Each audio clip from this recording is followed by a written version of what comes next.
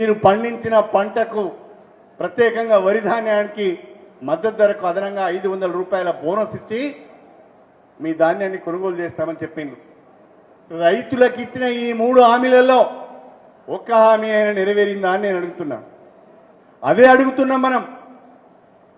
ఇది ప్రశ్నిస్తే కాంగ్రెస్ పార్టీ వాళ్లకు ఉడుకెక్కువైతుంది. మనం ఏదో అక్కస్తో మాట్లాడుతున్నామని అంటున్నారు. కాంగ్రెస్ పార్టీ అధికారంలోకి వస్తే బీఆర్ఎస్ వాళ్ళు ఓర్వలేకపోతున్నారని అంటున్నారు. మీరు కాంగ్రెస్ పార్టీ అధికారంలోకి రావడం ప్రజలు ఎన్నుకున్నారు మిమ్మల్ని. ప్రజాస్వామ్యబద్ధంగా మీకు మెజారిటీ వచ్చింది, దాన్ని మేము స్వాగతిస్తున్నాం. కానీ మీరు ప్రజలకు ఇచ్చిన హామీలు, అనేక డిక్లరేషన్లో మీరు చెప్పిన మాటలను మాత్రమే, మీరు ప్రకటించిన తేదీలను మాత్రమే మీకు గుర్తు చేస్తున్నాం. ప్రజల తరఫున అడుగుతున్నాం తప్ప మరొకటి కాదు. ఇవాళ కాంగ్రెస్ పార్టీ అధికారంలోకి వచ్చి 50 రోజులైంది. ఈ 50 రోజులలో ఎన్ని హామీలు నెరవేర్చారు? ఆర్టీసీ బస్సులలో మహిళలకు ఉచిత బస్సు ప్రయాణం అని ఒకటి ప్రకటించి ఒక గ్యారంటీ అయిపోయింది అంటున్నాడు. అది ఏంటి? మహాలక్ష్మి అనే ఒక గ్యారంటీ. ఆ మహాలక్ష్మి గ్యారంటీలో 3 హామీలు ఉన్నాయి. మళ్ళా ఆ మహాలక్ష్మి గ్యారంటీలో 3 హామీలు ఏంటి? ఒక హామీ ప్రతి మహిళకు నెలకు 2500 రూపాయల ఆర్థిక సహాయం. రెండవ హామీ గ్యాస్ సిలిండర్ను 500 రూపాయలకే ఇస్తాం. మూడవ హామీ ఆర్టీసీలో ఉచిత బస్సు ప్రయాణం. అదొక్కటిచ్చి ఆ గ్యారంటీ అయిపోయింది అంటున్నారు. ఇంకా ఏమి హామీలను వాళ్ళు నెరవేర్చారు? 50 రోజులు గడిచిపోయింది. శ్వేతపత్రాల పేరిట, జ్యుడిషియల్ ఎంక్వైరీల పేరిట, లేకుంటే ప్రజాపాలన పేరిట సమయాన్ని కొనుక్కుంటున్నారు, కాలయాపన చేస్తున్నారు. ఎందుకు అంటే రేపు ఫిబ్రవరి 15కో 16కో లోకసభ ఎన్నికల షెడ్యూల్ రాబోతున్నది. ఎన్నికల షెడ్యూల్ వచ్చిన తర్వాత ఎన్నికల కోడ్ వస్తుంది. ఆ ఎన్నికల కోడ్ వచ్చిన తర్వాత ఏ ఒక్క పని చేయటానికి, హామీని నిలబెట్టుకోవడానికి అవకాశం లేదు. అప్పుడు దర్జాగా అయ్యో మేము చేద్దామనుకున్నాం కానీ ఎన్నికల కోడ్ వచ్చింది, మేమేం చేయలేకపోతున్నామని చెప్పి తప్పించుకునే ప్రయత్నము కాంగ్రెస్ పార్టీ చేస్తున్నది. దీన్ని మనం ప్రజలకు వివరించి చెప్పాలని చెప్పి నేను ఈ సందర్భంగా కోరుతున్నాను. దయచేసి మనం అందరం కూడా ఆలోచించాలి. ఏదో జరిగిపోయింది అని బాధపడొద్దు, భయపడొద్దు. ఒక్క మాట మాత్రం నేను నిస్సంకోచికంగా చెప్తున్నాను, ఏ రకమైన అనుమానం లేకుండా చెప్తున్నాను. 1994లో మొట్టమొదటిసారి నేను ఎమ్మెల్యే అయ్యాను. 30 సంవత్సరాలు గడిచిపోయింది. 4 సార్లు ఎమ్మెల్యే అయ్యాను, ఒకసారి ఎంపీ అయ్యాను, 2 సార్లు ఎమ్మెల్సీ అయ్యాను.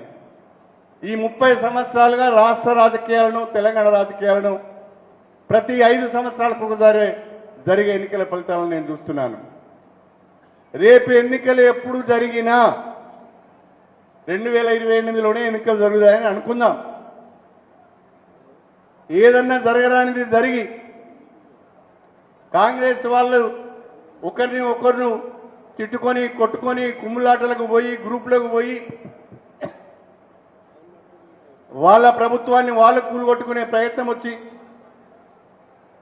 ఎన్నికలు కనుక వస్తే, ఎన్నికలు ఎప్పుడు వచ్చినా తెలంగాణ రాష్ట్రంలో కేసీఆర్ నాయకత్వంలో మళ్ళీ ఎగిరేది గులాబీ జెండా అని చెప్పి నేను ఈ సందర్భంగా తెలియజేస్తున్నాను.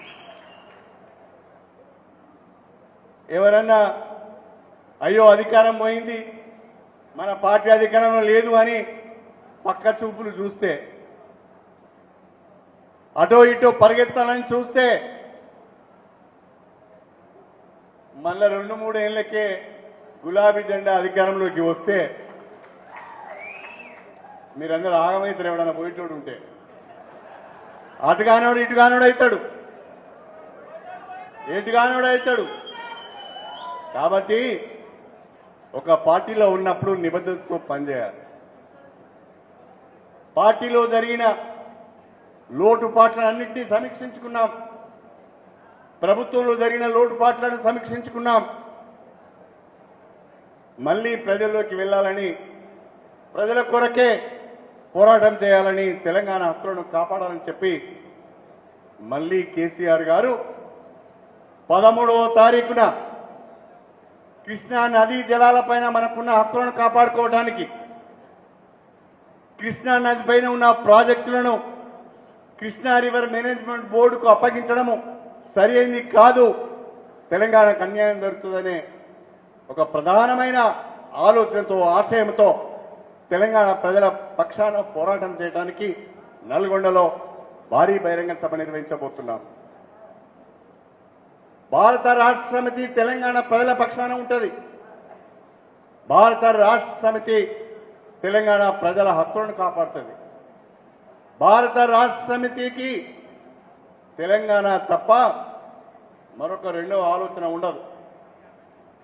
మనమందరం కూడా ఆలోచించాలి.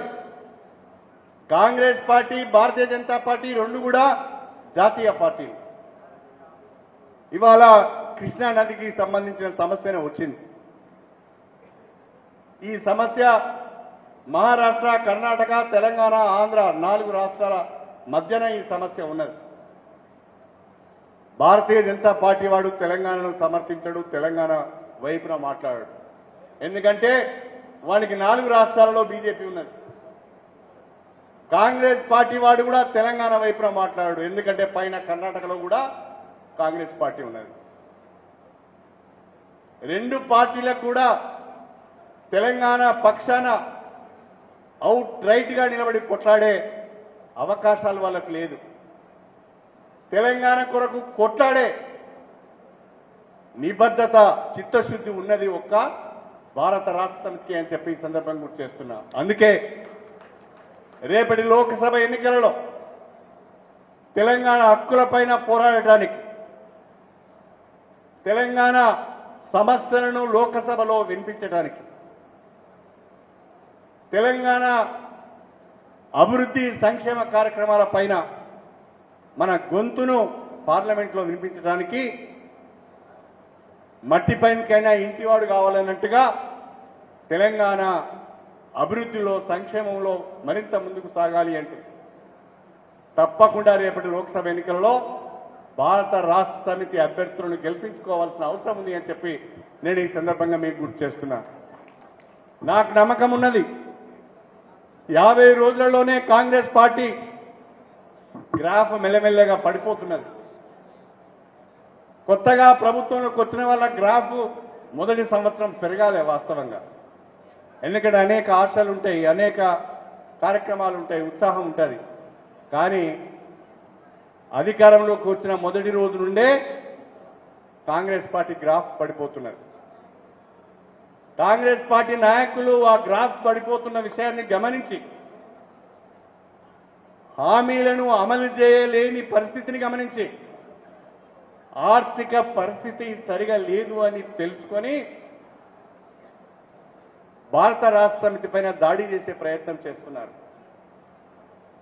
మన రాష్ట్ర ముఖ్యమంత్రి రేవంత్ రెడ్డి,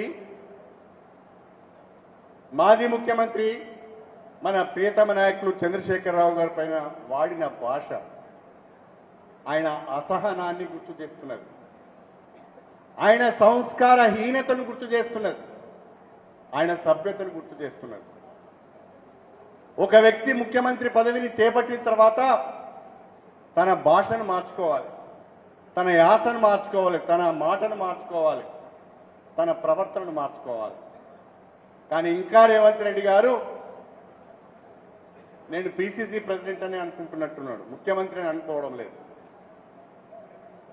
తెలంగాణకు ముఖ్యమంత్రిగా పనిచేస్తున్న మీరు చాలా చాలా జాగ్రత్తగా మాట్లాడాల్సిన అవసరం ఉంటుంది. ప్రజలందరూ కూడా మనల్ని గమనిస్తూ ఉంటారు. ఆ రేవంత్ రెడ్డి గారు మాట్లాడే భాష మనం మాట్లాడాలంటే కూడా నాకే సిగ్గు అనిపిస్తుంది. ఇక ఇంకో ఆయన ఉన్నాడు, నిన్న మొన్నటి వరకు మీ దగ్గర ఎంపీగా పనిచేసిన ఆయన. రైతు బంధు గురించి అడిగితే రైతు బంధు రాలేదు అని అంటే రైతులను చెప్తూ కొట్టాలి అంటాడు ఆయన. మన రాష్ట్రంలో 70 లక్షల మంది రైతులకు మనం రైతు బంధు ఇస్తున్నాం, రైతు రుణమాఫీ చేస్తున్నాం. 70 లక్షల మంది రైతులలో ఈ రోజు వరకు ఎంతమందికి రైతు బంధు వచ్చిందో కోమటిరెడ్డి వెంకటరెడ్డి గారు చెప్పాలి. నాకు తెలిసి రైతు బంధు రాని వాళ్ళు రాష్ట్రంలో ఇంకా అనేక లక్షల మంది ఉన్నారు. మీరు ఒక్కసారి మీ అధికారులను పిలుచుకొని మాట్లాడండి, చెప్తారు వాళ్ళు. 70 లక్షల మందికి రైతు బంధు రానిది నిజమైతే కోమటిరెడ్డి వెంకటరెడ్డి గారిని అడుగుతున్నా, ఎవరిని చెప్తూని కొట్టాలి? ఎవరిని చెప్తూని కొట్టాలని నేను అడుగుతున్నా. కాబట్టి ఒళ్ళు దగ్గర పెట్టుకొని మాట్లాడాలి. అధికారంలో ఉన్నవాళ్ళు, పదవులలో ఉన్నవాళ్ళు చాలా జాగ్రత్తగా మాటలు మాట్లాడాలి. దీనికి ఎంత కారణం ఏంటి అంటే, అయ్యో మనం ఏం చేసే పరిస్థితి లేదు, 420 హామీలు ఇచ్చినాము, ఇంకొక 5 నెలలో 6 నెలలో సంవత్సరం పోతే ప్రజలు తిరుగుబాటు చేసినట్టున్నారు, మన పరిస్థితి ఏందని భయపడి మనపైన దాడి చేసే ప్రయత్నం చేస్తున్నారు. మాటల దాడి చేస్తున్నారు, తప్పుడు కేసులు పెడుతున్నారు. సిడిపిని తీసేసి ఎస్డిఎఫ్ అని పెట్టుకున్నారు, వాళ్ళ పార్టీ కార్యకర్తల ద్వారా పనిచేయించుకోవాలని. అంత మాత్రాన భయపడిపోయేది లేదు. అనేక సంవత్సరాలు ప్రతిపక్షంలో ఉన్నాం, ఇబ్బంది ఏమీ లేదు. కానీ మీ అప్రజాస్వామిక పద్ధతులను ప్రజలు గమనిస్తున్నారు. తస్మాత్ జాగ్రత్త అని చెప్పి నేను ఈ సందర్భంగా కాంగ్రెస్ పార్టీని హెచ్చరిస్తున్నాను. రాబోయే రోజులు భారత రాష్ట్ర సమితివి.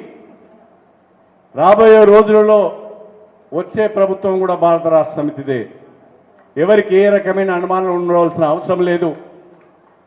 నేను సోదరులు పల్లరాజేశ్వరరెడ్డి గారు ఉమ్మడి జిల్లాలో ఏ ఒక్క నాయకునికి, ఏ ఒక్క కార్యకర్తకు ఇబ్బంది వచ్చినా వాళ్ళకు అండగా ఉంటాం, వాళ్ళను కంటికి రెప్పలా కాపాడుకుంటామని చెప్పి నేను ఈ సందర్భంగా సవినయంగా తెలియజేసుకుంటూ మీ అందరి దగ్గర సెలవు తీసుకుంటున్నాను. జై తెలంగాణ.